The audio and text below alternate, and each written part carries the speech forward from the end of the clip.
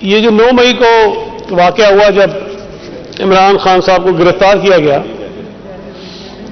اس سے پہلے غالباً مارچ میں پچھلے سال ایک عدالت نے، چونکہ عدالت بلاتی تھی، یہ جاتے نہیں تھے، تو عدالت نے پولیس کو پابند کیا کہ آپ جو نان اویلیبل وارنٹ ہیں وہ جا کر ان کو ریسیو کرائیں اور ان کو گرفتار کر کے عدالت میں پیش کریں۔ گرفتاری نہیں تھی، عدالت کے سامنے پیشی کے لیے ایک وارنٹ نکالے گئے، ظاہر سب کو پتا ہوگا، اور پولیس وہ وارنٹ لے کر لاہور میں ان کے گھر پر گئی۔ اس وارنٹ لے کر جانے والی پولیس کے ساتھ جو کچھ لاہور میں ان کے گھر سے ہوا وہ دہشت گردی سے کم نہیں تھا۔ میں پھر کہہ رہا ہوں، گرفتاری نہیں تھی۔ اگر یہ عدالت میں جاتے رہتے تو شاید اس کی بھی نوبت نہ آتی۔ میں صرف یہ بتانا چاہتا ہوں، انہیں یہ پتا ہوتا ہے کہ ہماری خاموشی یا ہمارا جو کہنا ہے وہ کیا کچھ کر سکتا ہے یا کس کس چیز کو روک سکتا ہے۔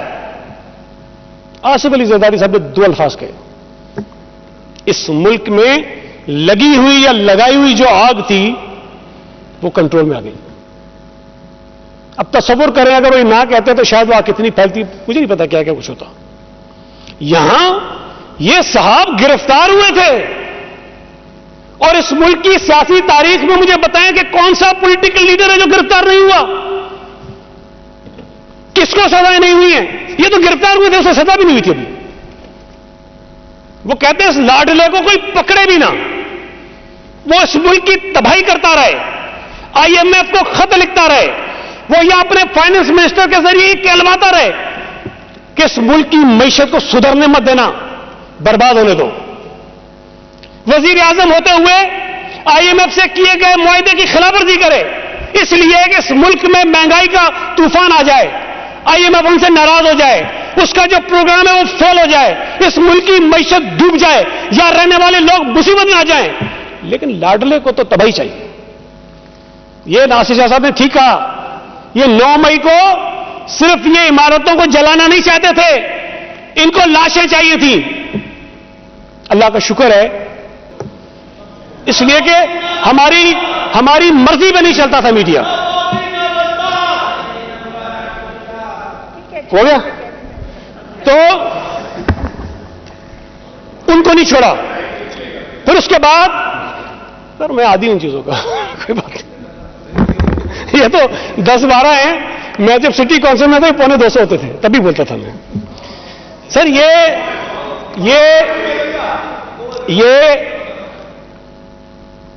عدلیہ جب ان کو پسند نہیں تھی، ان کو بندیال چاہیے۔ بندیال میں تو ایک مائنڈ سیٹ ہے نا، سٹی کورٹ میں بھی ہو سکتا ہے اور بھی کہیں ہو سکتا ہے، مطلب یہ افتخار چودھری، گلزار، بندیال، ثاقب نثار، یہ جیسے نمونے سارے جو ہیں، ان کو وہ ججز چاہیے جو ان کو گڈ ٹو سی یو بھی کہیں، 6:30 بجے تک ایک شام کو، پھر اگلے دن صبح انتظار کریں کہ ہمارا لاڈلا کب یہاں سے۔ اب یہ بات بھی ٹکی چھپی تو نہیں ہے، یہ قاضی فائز عیسیٰ جن کے خلاف آج کل انہوں نے ایک مہم شروع کی ہوئی ہے، سر 1000 بندیال، 1000 ثاقب نثار، 1000 گلزار، 1000 افتخار چودھری ایک طرف کریں، یہ قاضی فائز ایک طرف ہے۔ اس کی ہمت کو داد دینی چاہیے کہ یہی عمران خان جب اس کے خلاف ریفرنس لے کر آیا، اس کی بیوی نے کس طرح عدالتوں میں جا کے سامنا کیا عمران خان کے اس جرم کا، اس جبر کا، اس زیادتی کا۔ آج چونکہ وہ پسند نہیں ہے تو اس کے پیچھے لگ گئے۔ ان کو الیکشن کمیشن بھی ویسے ہی چاہیے جو ان کی مرضی کے مطابق فیصلے کرے۔ جس طرح 18 کا رزلٹ ان کو دیا تھا، اس کو اس طرح بھی وہی رزلٹ چاہیے تھا، کیونکہ ان کی مرضی کا رزلٹ نہیں ہے، اس لیے اس پہ بھی حملہ آور ہو جاؤ۔ سیاسی مخالفین اگر ان سے کوئی بات نہیں پسند آئی تو سیاسی مخالف کو تو چھوڑو، ان کے بچوں کو بھی جیل میں ڈالو۔ یہ بار بار ابھی فریال کا بھی ذکر ہو رہا ہے، کوئی ڈکی چھپی بات ہے؟ صرف اس لیے جیل میں ڈالا کہ آصف علی زرداری کو تنگ کرے۔ لیکن انہیں پتہ نہیں تھا کہ وہ آصف علی زرداری عدی فریال ہیں. نہ جیلوں سے ڈرتے ہیں، نہ دبتے ہیں، نہ تنگ ہوتے ہیں. لیکن جو کہنے کی بات ہے سر، جو کہنے کی بات ہے، اس شخص نے پارلیمنٹ کو نہیں چھوڑا، اس شخص نے عدالتوں کو نہیں چھوڑا، اس شخص نے الیکشن کمیشن کو نہیں چھوڑا، اس شخص نے میڈیا کو نہیں چھوڑا، اس شخص نے سیاسی مخالف. سر بات یہ ہے، میں صرف ایک آپ کو سر مثال دوں. 2013 میں جون 2013 میں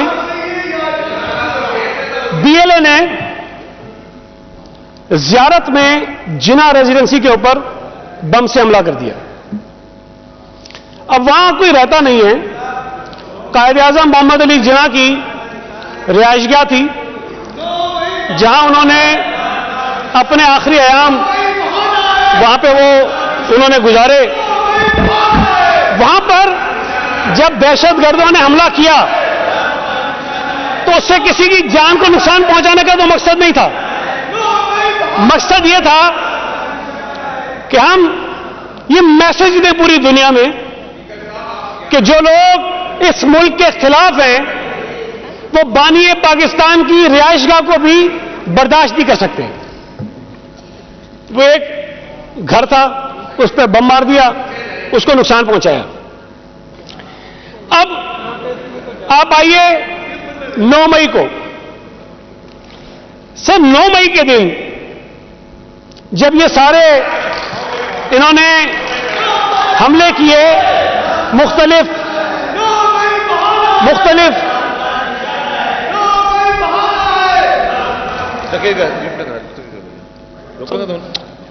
سمجھا کرو سر 9 مئی کو جب انہوں نے مختلف عمارتوں پر حملے کیے. دیکھیں سر، جب کوئی سیاسی جماعت احتجاج کرتی ہے نا، پولیٹیکل ورکر یہ کرتے ہیں، جلاؤ گراؤ بھی کرتے ہیں. کسی سگنل کو جلا دیا، ٹائر جلا دیے، کوئی سرکاری گاڑی جلا دی، کسی سرکاری عمارت کو نقصان پہنچا دیا. تو ہوتا یہ کہ جو چیز ان کے سامنے آ رہی ہوتی ہے اس کو نقصان پہنچا رہے ہوتے ہیں، جو غلط ہے. لیکن بہرحال اس ملک میں تاریخ میں یہ ہوتا رہا ہے.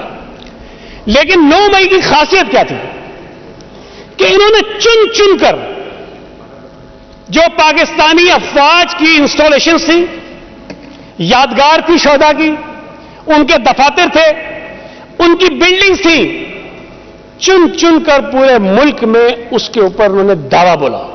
چن چن کر ایک جگہ انہوں نے چنی تھی، اس کا تعلق پاکستانی فوج کے کسی نہ کسی ادارے سے تھا، انہوں نے کیا.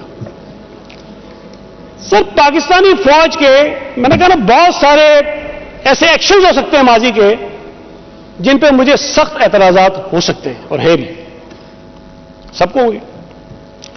لیکن کیا میرے جو ریزرویشنز ہیں، جو ان کے کچھ لوگوں نے غلط کام کیے ماضی میں، اس کی بنیاد پر میں یہ طے کروں کہ نہیں، اس پورے ادارے کو میں نے تحس نحس کرنا ہے؟ سر ہمیں ایک چیز ذہن میں رکھنی چاہیے. ہم جس خطے میں رہتے ہیں وہ ہمارے بڑے ہاسٹائل نیبرز ہیں. ہم یہ افورڈ ہی نہیں کر سکتے باوجود بے شمار اختلافات کے. ہم یہ افورڈ ہی نہیں کر سکتے کہ پاکستان کی فوج یا پاکستان کا فوجی جو ادارہ ہے وہ کمزور ہو. اس کی کمزوری سیاستدانوں کی جیت نہیں ہے، اس کی کمزوری ہمارے جو ہاسٹائل نیبرز ہیں، جو ہمارے دشمن ہیں، ان کی کامیابی ہوگی. اس ملک میں جس قسم کی دہشت گردی کا سامنا پاکستان کو، پاکستان کی عوام کو ہے، سر ہم سب جانتے ہیں. نہ ہم ان کو لڑ سکتے ہیں، نہ ہمارے ملک میں تمام صوبوں کی جو پولیس ہے وہ ان کا سامنا کر سکتی ہے. اگر اس ملک سے دہشت گردی کا خاتمہ ماضی میں بھی ہوا یا کمی آئی، اس میں پاکستانی فوج کا دیگر اداروں کے ساتھ ساتھ ایک بہت بڑا کردار ہے. اور آئندہ بھی اگر ہمارے سامنے ایسے خطرات ہیں تو اس کو منہ دینے کے لیے ہمارے پاس اگر کوئی ادارہ ہے پولیس اور رینجرز کے ساتھ ساتھ تو پاکستانی فوج کا ہے. اب ہمارے پاس 2 چوائسز ہیں.